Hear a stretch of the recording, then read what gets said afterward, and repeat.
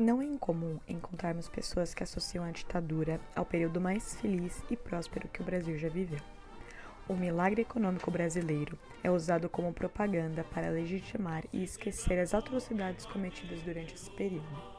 O que não se fala são as heranças malditas que esse processo nos deixou e que até hoje perduram na nossa sociedade, marcando amargamente tanto o cenário econômico quanto político e social.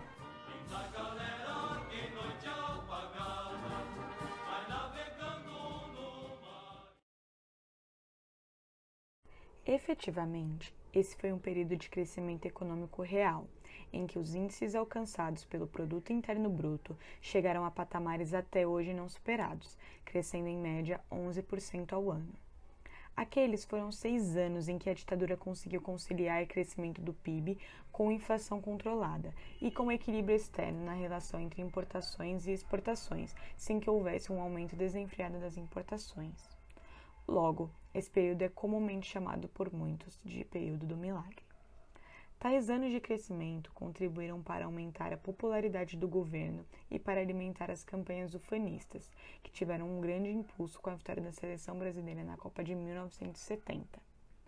O amor à pátria foi cantado em versos e prosas nesses anos. O crescimento impulsionado pelos militares foi calcado no endividamento do país.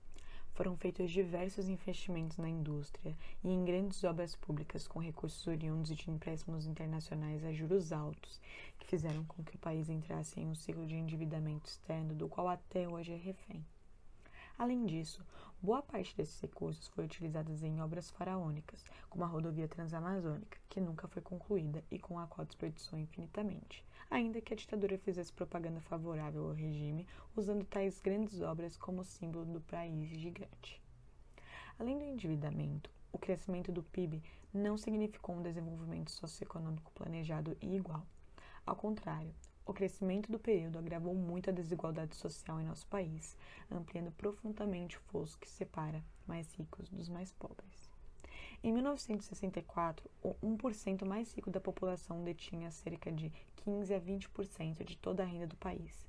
No fim da ditadura, passou a controlar quase 30%. A inflação foi controlada no início, que explodiu na segunda metade do regime. Em 1985, o índice anual já batia 231%. O endividamento subiu de 15,7% do PIB em 1964 para 54% do PIB quando os militares deixaram o poder em 1984. A dívida externa cresceu 30 vezes, passou de 3,4 bilhões em 1964 para mais de 100 bilhões em 1985. Os altos índices de crescimento do PIB vividos enquanto a ditadura esteve instalada no país também não foram acompanhadas de uma melhora nos indicadores sociais. Durante a ditadura, a inflação foi controlada, mas às custas das classes mais baixas, dos trabalhadores. Os salários foram achatados, já que foi mudada a fórmula que reajustava os salários pela inflação. Os trabalhadores tiveram aumentos salariais, mas que, em contrapartida, eram insuficientes para recompor as perdas causadas pela elevação dos preços dos produtos, reduzindo o acesso ao consumo. Consequentemente, uma vez diminuído o salário, diminui-se o custo da mão de obra, e os mais ricos foram favorecidos através das políticas de isenção fiscal. Como a distribuição dos resultados do crescimento econômico foi bastante desigual, a concentração de renda também aumentou muito no período, especialmente entre a população que possuía um maior grau de instrução. Isso fez com que a desigualdade social explodisse durante essa época. Em 1960, antes da ditadura, o índice Gini, utilizado para medir a concentração de renda, estava em 0,54 e pulou para 0,63 em 1977.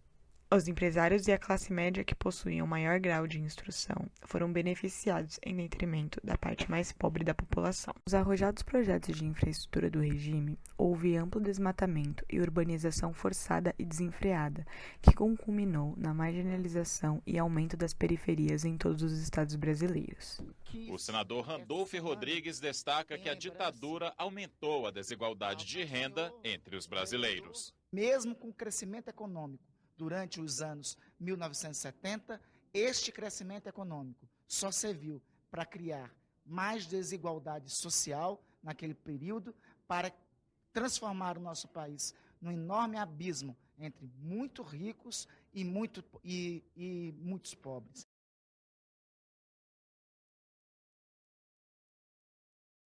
A ausência de notícias sobre a corrupção no período da ditadura se deve, sobretudo, à dificuldade de investigação do período e de sua eventual publicação, já que a imprensa estava sob forte censura. Havia uma relação promíscua entre fusão dos interesses privados e públicos, que ocasionavam a constante sobressaída dos interesses de uma minoria. Como você pensa que nós fizemos 800 quilômetros de estrada? Pedindo licença, tchê?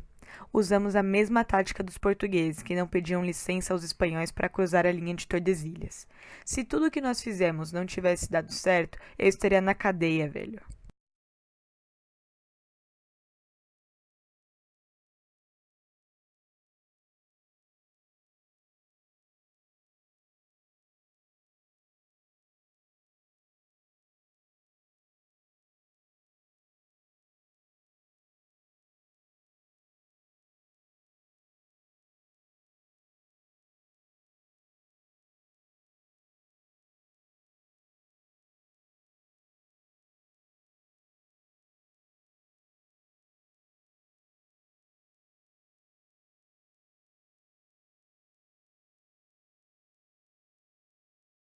A opressão e crueldade sofridas pela população também são consideradas heranças malditas.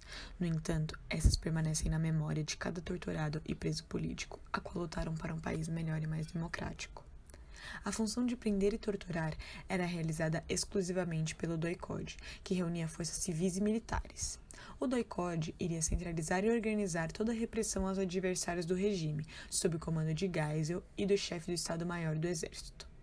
Dentro desse departamento, os presos políticos eram levados secretamente e ali ocorriam interrogatórios e torturas das mais diversas possíveis. Uma vez lá dentro, não havia espaço para direitos, nem sequer um mínimo de humanidade. Além do mais, toda a repressão e tortura ocorridas eram de consentimento do Estado. Você, não sofreu nada que está falando para mim desse jeito ainda é medida de emergência. Ah, na bola. Deixa eu falar. Pode falar, general. Pode falar. Então cala a boca. Brasília, Pacata e Ordeira, Brasília, desliga essa droga então. Como repórter da Rádio Jornal, que me fica honrado de dar um empurrão pro general. Deixa eu falar aqui. Olha aqui, garoto. Olha aqui.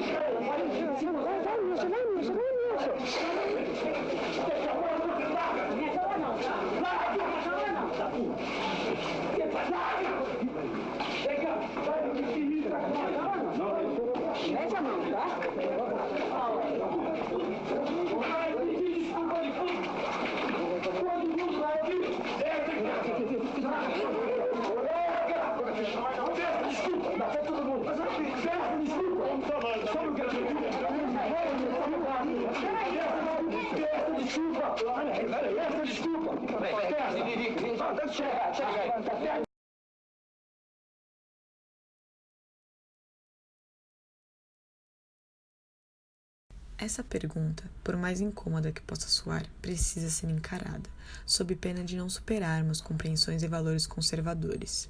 Para que possamos prosseguir na construção de uma sociedade realmente democrática, participativa e igualitária, precisamos encarar de frente nossa história, fazendo críticas necessárias a esse período.